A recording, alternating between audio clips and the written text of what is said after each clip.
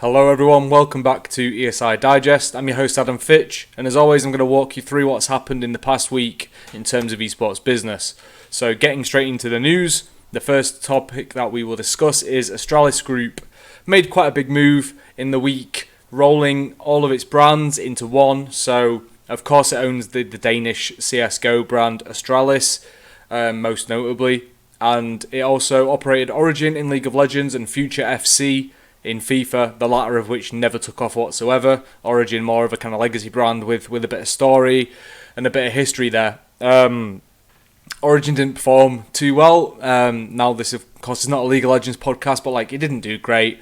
All of the allegiance is with Astralis really, and Future FC, it never really took off in terms of no traction on socials. I don't think anyone really cared. There was not really brand affinity there as such, so it makes sense to roll everything under Astralis. They've launched new socials, a new jersey with Hummel, which they announced the deal a while ago, I think in maybe May, but they couldn't actually unveil any new kits for Astralis until the Jack and Jones deal was over. So they unveiled that and brought everyone under one roof, the Astralis brand, a new website, and we've seen it quite a lot recently actually, people, organisations I should say, renovating their website and such, I guess in a way to create a hub for players to go to, more spotlight for sponsors, more information, and more eyes on content and such, so an overall kind of realistically an overhaul for Astralis as a whole, and obviously with Astralis Group going public and things not going too great there, I assume it'll be really hoping for the Astralis brand to thrive with these the new teams under the brand expanding into multiple titles. So we'll see Astralis in the LEC next year, for example,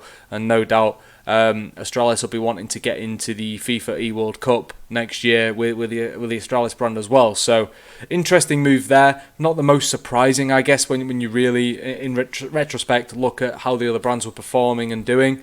So we'll move on to G2 Esports naming Dominos Pizza its quick service restaurant partner. Now, it's not the first time that the companies have worked together. They activated around the League of Legends team last year for Worlds, where obviously G2 had a really good run.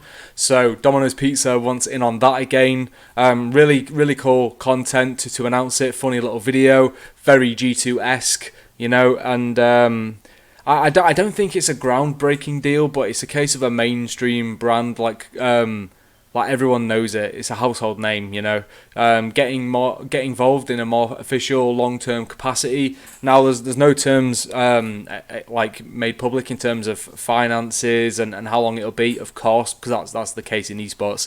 It's never actually announced, but G2 is about to go and compete in the 2020 League of Legends World Championship, so it's the right time to announce it. And if there's any time you want to really delve into esports and commit, it's around the time you've got a really promising team going into one of the biggest tournaments in the world globally across all titles in esports.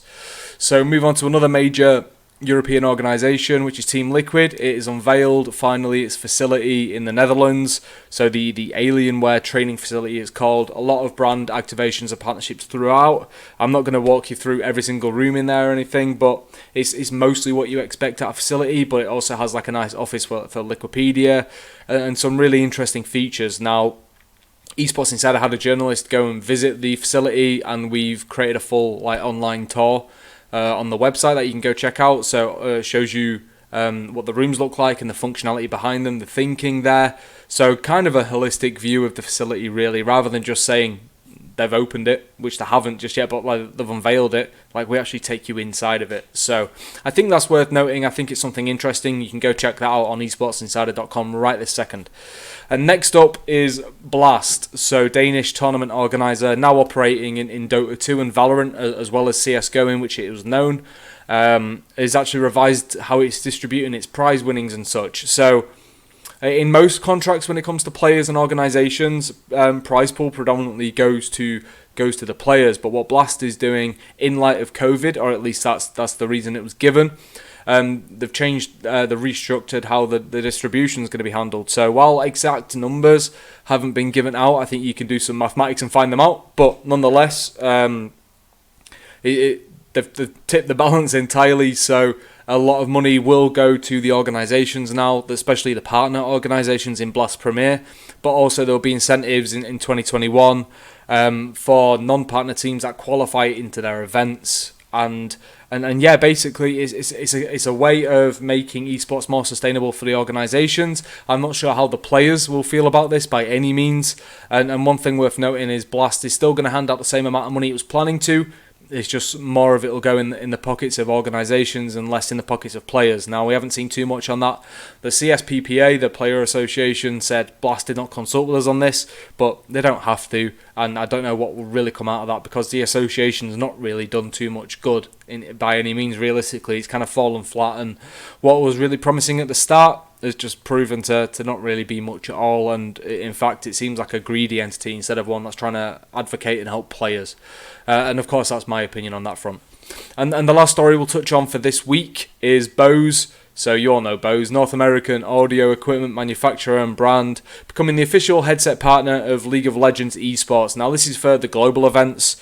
So, as always with these kind of deals, it includes the All-Star event, Mid-Season Invitational, and probably most importantly, the League of Legends World Championship. Now, Bose has just launched its first gaming headset, so a headset with gaming in mind, but it's also kind of got dual usage where you can just take it out and about and not look like you're weird with like the headset in and such, the microphone in, and yeah. So I personally think this is a really good idea. Like, okay, if you're going to try and capture the gaming market, what do you want to do? You want to get your brand in front of as many eyeballs as possible, hopefully activate well around it.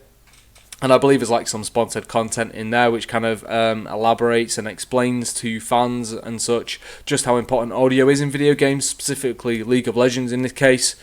But like, okay, we've launched a headset. I know World Championships coming up in League of Legends. Let's get involved there. Riot's obviously got a good track history with partnerships. Naz, who's the head of partnerships for Riot Games on a global basis, has done an impeccable job.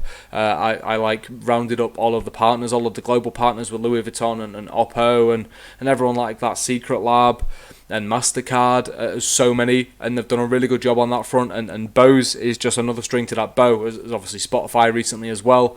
So a really good grab for Riot Games. Interested to see how they actually activate, how the content comes out, and to see, I would love to know how many are sold or pre-ordered, but we never really get that information. I'll do my best to find out, but these things are kept very close to heart, and people are very tight-lipped when it comes to actual performances in terms of sales, whether it's ticket sales at events or sales of actual products that they're shifting through esports. But yeah, I do hope to kind of provide some transparency there if possible. It's something I will be pushing for at the very least. So that's the roundup for this week, ending the 18th of September, while this year is going ridiculously quick. I hope you're all well, washing your hands, wearing masks, being safe, but also having some fun and doing what you can within the legalities in your specific area, your country, Thank you very much for joining me on another episode of ESI Digest, and I will see you at the same time next week for another episode to keep you abreast of everything that's going on in this crazy industry. Cheers.